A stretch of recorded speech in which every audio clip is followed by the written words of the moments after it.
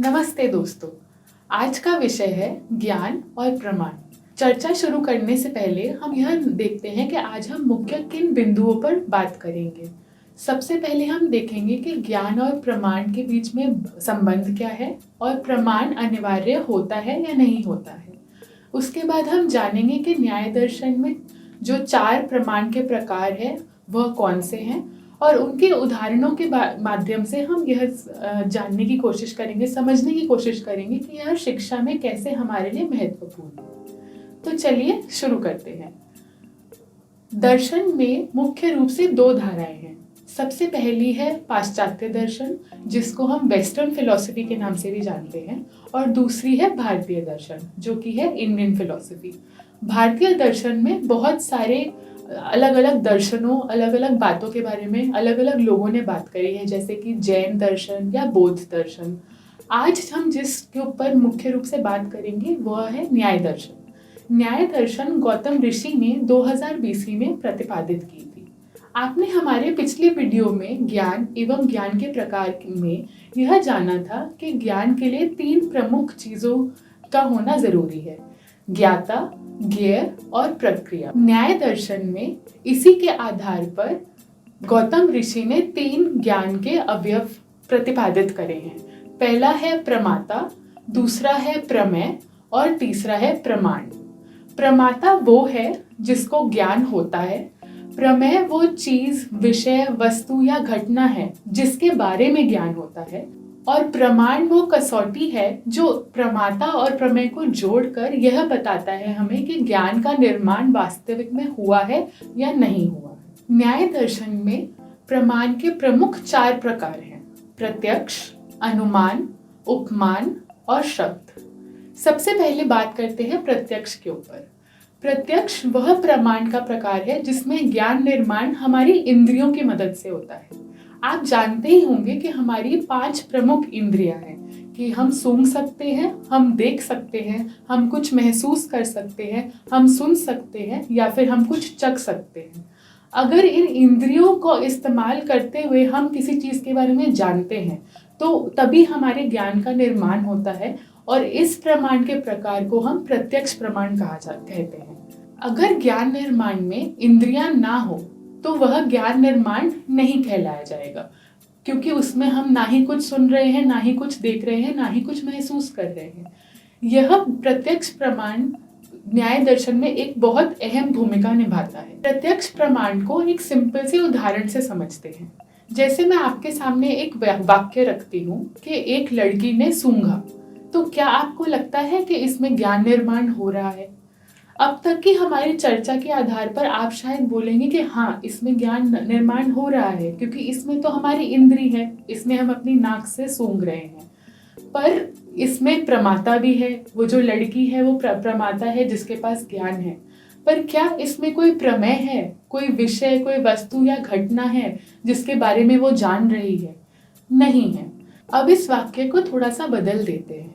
अब अगर मैं आपसे बोलूं कि उस लड़की ने एक गुलाब को सूंघा, तो अब आपको लगता है कि इसमें ज्ञान का निर्माण हो रहा है? बिल्कुल हो रहा है, क्योंकि इसमें एक प्रमाता है जो वह लड़की है जिसको किसी चीज का ज्ञान हो रहा है। वो चीज एक गुलाब है, विषय वस्तु जो है वो एक गुलाब है, और इसका प्रमाण हमें प्रत्यक्ष से हो रहा है, सूंघने से हो रहा है। प्रत्यक्ष प्रमाण के लिए प्रमाता की इंद्रियों का प्रमेय के साथ जोड़ होना जरूरी है। अगर यह जोड़ ना हो तो प्रत्यक्ष ज्ञान नहीं होगा। प्रत्यक्ष ज्ञान के 3 प्रकार हैं। इसे हम एक काल्पनिक कहानी से समझने की कोशिश करते हैं। मान लीजिए आप एक रेगिस्तान में हैं और आपको दूर से कोई धुंधली छवि अपनी तरफ आते हुए नजर आ रही है। अब वह छवि इतनी धुंधली है कि आप बिल्कुल भी बता नहीं पा रहे हैं कि क्या वो एक इंसान है, कोई जानवर है, शायद घोड़ा हो, या क्या पता वो कोई भूत हो। पर क्योंकि वो इतनी धुंधली है, आप अब देख तो रहे हैं, आप प्रत्यक्ष तो कर रहे हैं, तो ज्ञान तो हो रहा है आपको, पर आप किसी भी विकल्प पे नहीं आ पा रहे हैं, किसी भी कंक्लूजन पे नहीं आ पा रहे हैं कि आपके पास जो चीज आ रही है वो है क्या।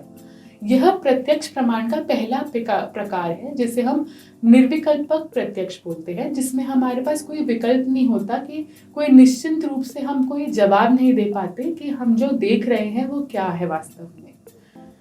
इसी कहानी को थोड़ा सा आगे लेके जाते हैं। अब वह जो छवि है जो आपको पहले धुंधली नजर आ रही थी, अब वो धीरे धीरे आपके पास आने लग गई है। जैसे ही वो आपके पास आती है, आप देखते हैं कि उसने एक साड़ी पहनी हुई है। अब आपको पूर्व ज्ञान है कि साड़ी तो महिलाएं पहनती हैं, तो आप यह बता सकते हैं कि जो चीज़ जो आपको पहले पता नहीं था कि क्या आ रहा है आपके पास, अब वो आप सुनिश्चित रूप से बोल सकते हैं कि आपके पास एक औरत चल के आ रही है या एक महिला चल के आ रही है। तो जब आप सुनिश्चित रूप से अपने पूर्व ज्ञान के आधार पर कोई विकल्प चूज करके यह बता सकते हैं कि आप किस चीज का प्रत्यक्ष कर रहे हैं, तब वह प्रत्यक्ष का दूसरा प्रकार हो जाता है, जिसे हम सर्विकल्पक प्रत्यक्ष बोलते हैं। अब वही औरत धीरे धीरे आपके बिल्कुल सामने आ जाती है और आप देखते हैं कि यह तो आपकी पड़ोसी है, अभिलाषा।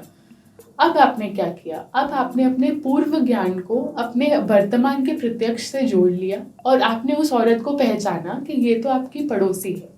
यह प्रत्यक्ष प्रमाण का तीसरा और आखिरी प्रकार है, जिसे हम प्रत्यभिज्ञा कहते हैं। तो अभी तक हमने यह देखा कि प्रत्यक्ष जो प्रमाण का पहला प्रकार है, उसके 3 उप प्रकार भी हैं। पहला निर्विकल्पक, दूसरा सर्विकल्पक और तीसरा प्रत्यभिज्ञा।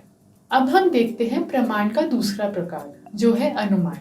इसे भी हम एक छोटे से उदाहरण के माध्यम से समझने की कोशिश करते हैं। जैसे आप बाहर गए और आपने देखा कि बाहर आसमान में काले बादल छाए हुए हैं, तो आप यह बोलते हैं कि शायद आधे घंटे में बारिश होने वाली है। जब हम किसी विषय या किसी घटना का प्रत्यक्ष करके वह क्यों हुआ होगा या उसके आधार पर आगे क्या होने वाला है यह सोचते हैं, तो हम अनुमान का इस्तेमाल करते हैं। अनुमान के मुख्य रूप से 2 प्रकार हैं, जिन्हें हम उदाहरण की मदद से समझने की कोशिश करेंगे। सबसे पहला उदाहरण लेते हैं कि मान लीजिए आप घर से बाहर निकलते हैं और आप देखते हैं कि आपके घर के बाहर की जमीन गीली है। तो आप क्या अनुमान लगाते हैं? आप यह अनुमान लगाते हैं कि शायद बारिश हुई होगी, या फिर आपके घर के बाहर किसी ने पानी फेंक दिया होगा, या फिर क्या पता जमीन के अंदर से ही पानी ऊपर आ गया हो।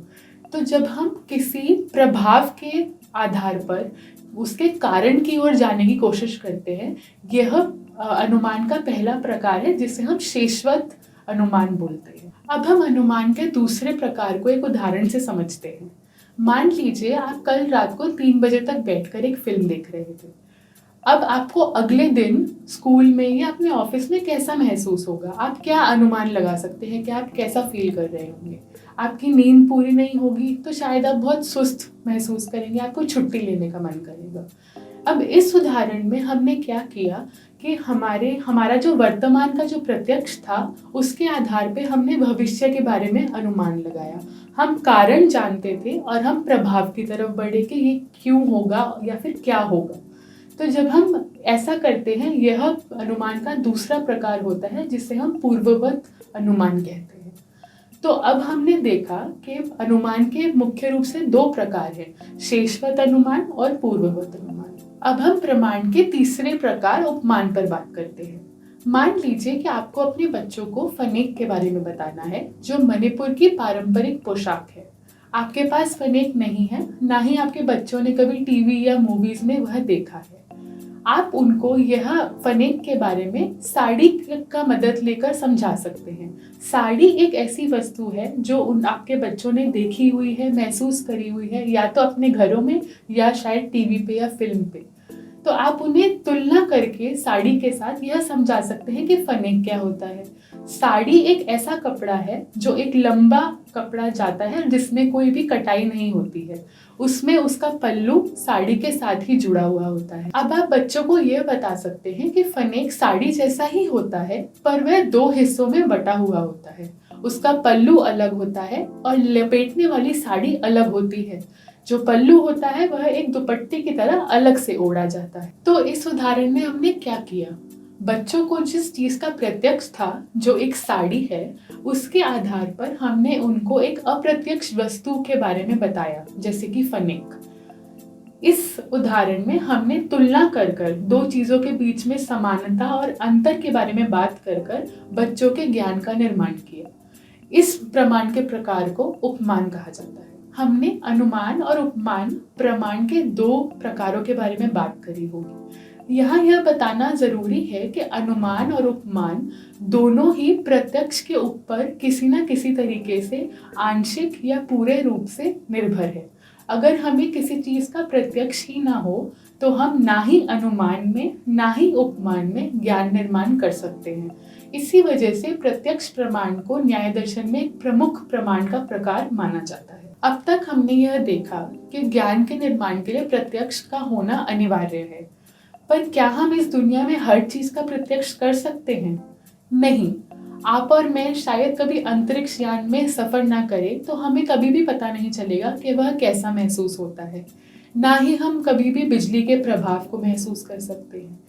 जिन चीजों, विषयों या घटनाओं का हम प्रत्यक्ष नहीं कर सकते, उनकी ज्ञान की प्राप्ति के लिए हम विश्वसनीय स्रोतों पर निर्भर होते हैं, हम उन पर भरोसा करते हैं। यह स्रोत किसी विद्वान ने लिखे हुए होते हैं या फिर ये किसी के विचार होते हैं। यह प्रमाण का चौथा प्रकार है जिसे हम शब्द कहते हैं। तो आज हमने बात करी कि ज्ञान क्या है और उसके निर्माण के लिए प्रमाण की क्या अनिवार्यता है। उसके बाद हमने बात करी कि न्याय दर्शन में 4 प्रमुख प्रकार के प्रमाण हैं। पहला है प्रत्यक्ष प्रमाण, जिसके 3 अलग तरीके के प्रकार है, निर्विकल्पक, सर्विकल्पक और प्रत्यभिज्ञ। प्रमाण का दूसरा प्रकार है अनुमान, जिसके आगे 2 प्रकार हैं, शेषवत अनुमान और पूर्ववत अनुमान। उसके बाद हमने उपमान के बारे में बात करी, जो प्रमाण का तीसरा प्रकार है, और आखिरी में हमने बात करी प्रमाण के चौथे प्रकार के बारे में, जो कि शब्द है। धन्यवाद।